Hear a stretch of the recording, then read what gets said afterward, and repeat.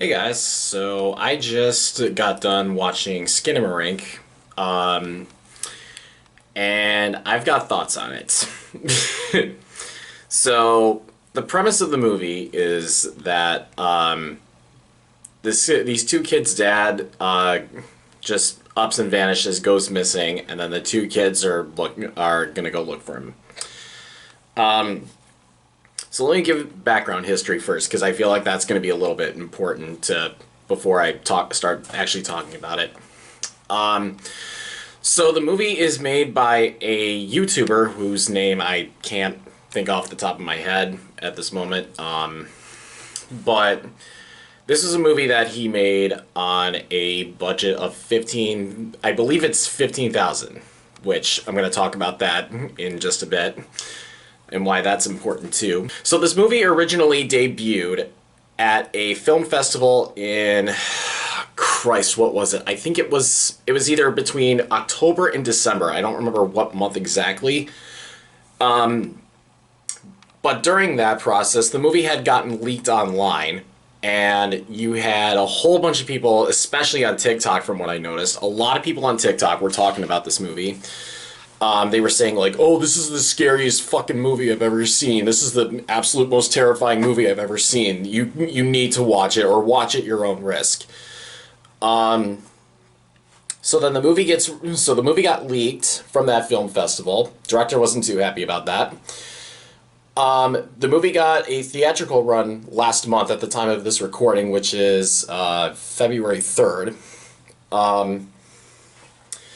And then that movie came out. A lot of people, like Cody Leach, Stoney the Great, Cinema Snob, Chris Stuckman, they were all either tearing this movie apart or just saying, oh, it was fine. It's fine. So I missed that theatrical run, so I just waited until when it dropped on Shudder, which is today, at the time of this recording. So, positives. There were some effective... actually, before I even say that... the director who made this, like I said, I think he made it on like a budget of like 15,000. Movie gained got like 2 million from this, so great job for him. Very, very happy for him. Congratulations. And there were some effective jump scares and disturbing scenery. I'm going to save you guys the trouble.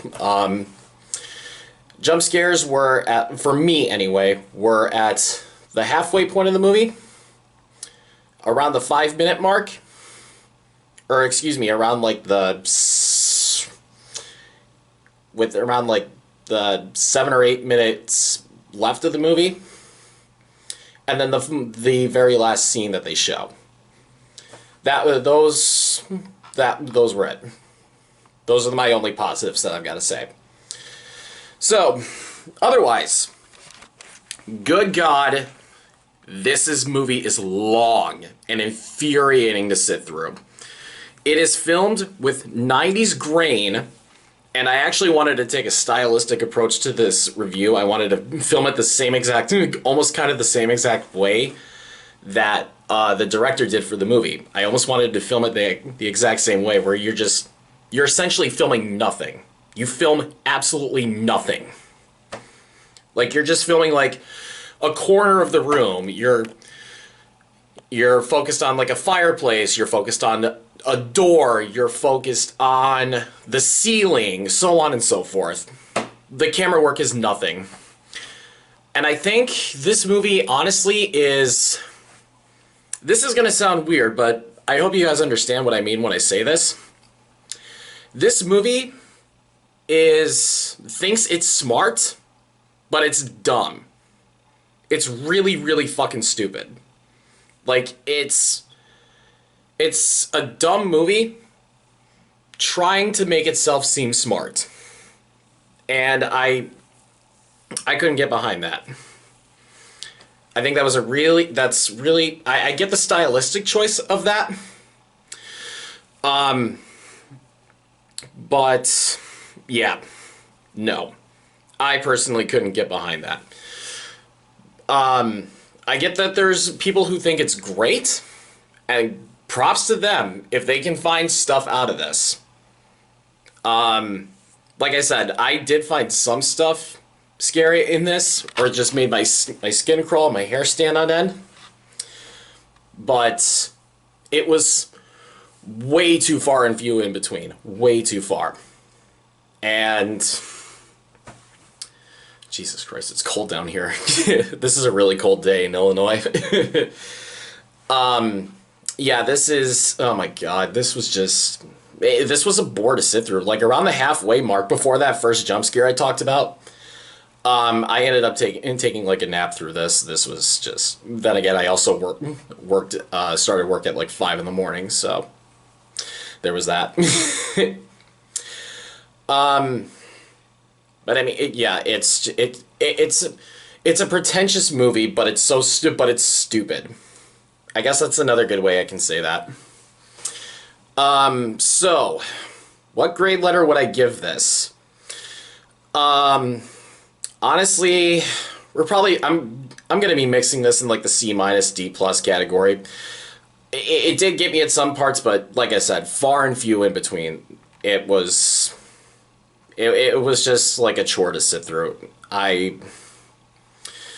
Like, the jump scares, they're very easy to find from like YouTube and all that. I think I had one of them spoiled through TikTok for me. But yeah, like, the scares are far and few in between. I say it's worth checking out, I guess, but if what I say doesn't convince you, what people like Cody Leach, Stoney the Great, Chris Stuckman, Brad Jones, if they didn't convince you to go see this movie, then, I mean, I can't say that I blame them. It's a lot of people back when the film leaked that were saying that this is really good. You know, they were just overhyping it. They really were. But yeah, I guess that's really all I got to say about this. So if you like this review, make sure to like this video, share it with your friends. Also subscribe to the channel because I have reviews coming out for the Winnie the Pooh horror movie that'll be coming out. And I don't know if I can say this on YouTube, given YouTube's strict new policies right now. So I'm just gonna call it Sugar Bear. We all Sugar Booger Bear. We know exactly what that is. I hope you guys do anyway. But I'll have a review for that. That's gonna be a fun one to work around, given how YouTube is doing shit this year.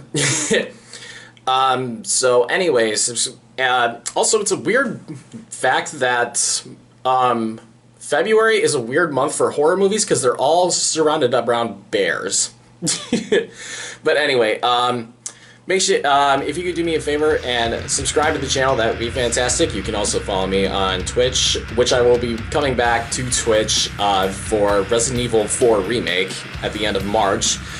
If you can follow me on Instagram, TikTok, I think I said Twitter as well. If you could follow me there, that would be fantastic. I would really appreciate that. But anyways, that's going to do it for me. I will see you guys next time. Later, Gators.